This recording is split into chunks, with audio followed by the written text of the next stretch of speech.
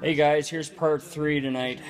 Well, I'm really starting to think that we got this motor's got some bigger issues than just a piston.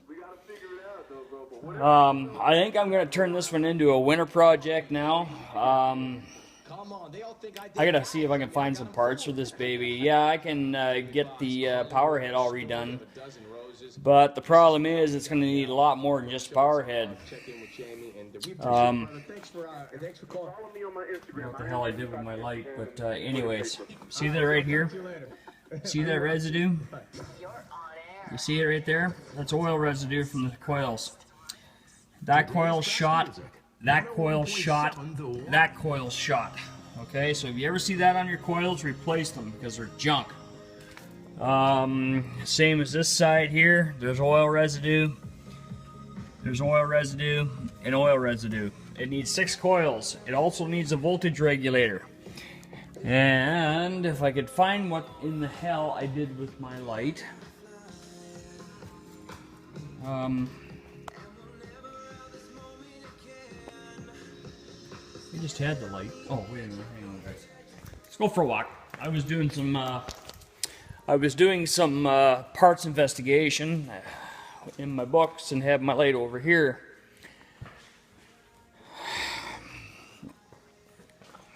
I was kind of hoping, but then again I got it cheap enough, so I really can't bitch and complain. But this is going to turn into a winter project. So like I said, you see the oil residue on the coils. There, there, and there. Okay? You see wet and oily residue? All 3 of those coils are scrap as they are on the other side. The VRO pump is done.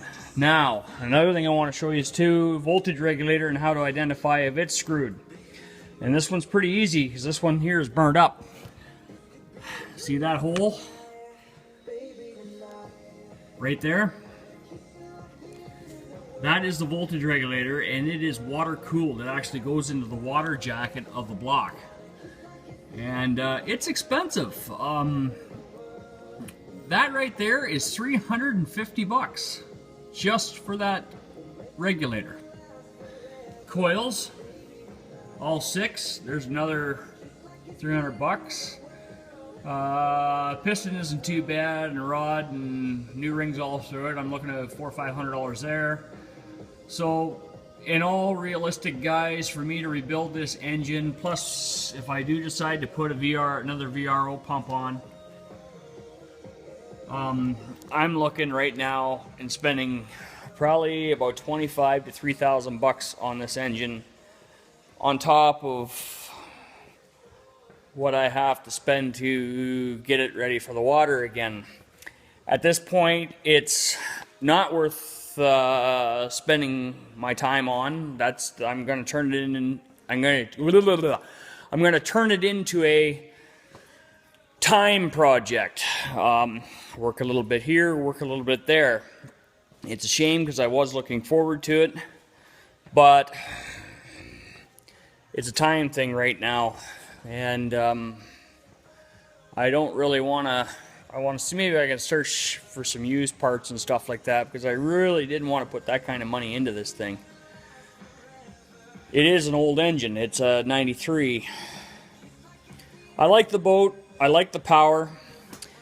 But I think what I'm going to do is I'm going to make it a time project.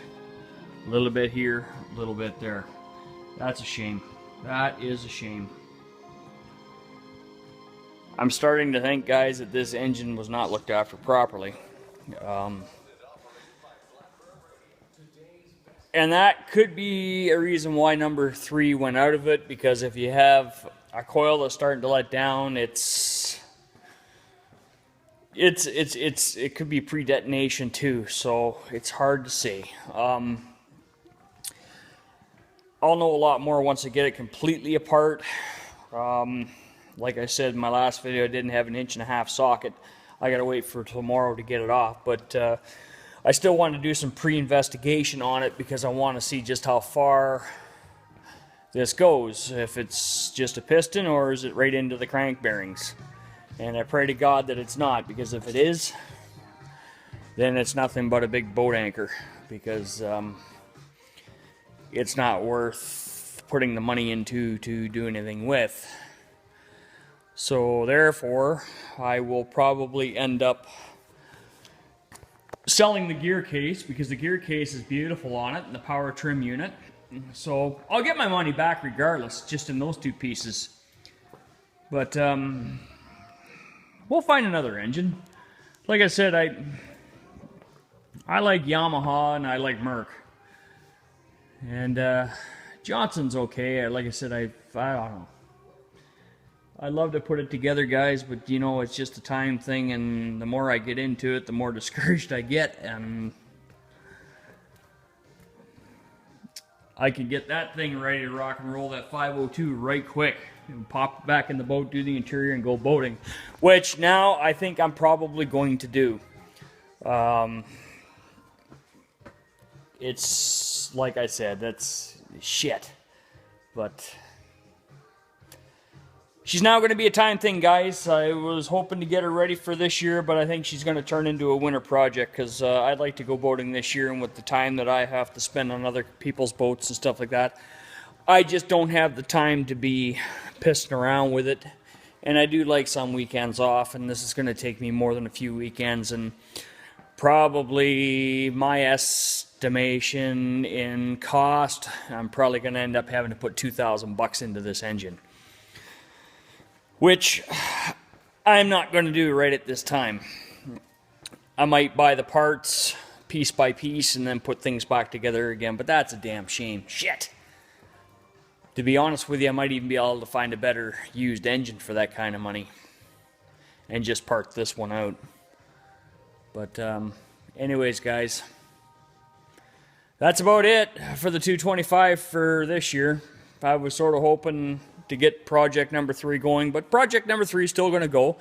We still have the boat we have to do some restorations on, so we can get the boat part of it ready. But as for the motor,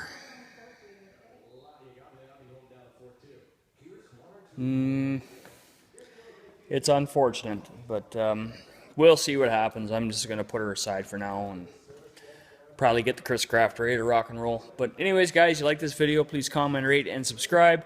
Thanks for watching, and we'll talk to you again. Cheers.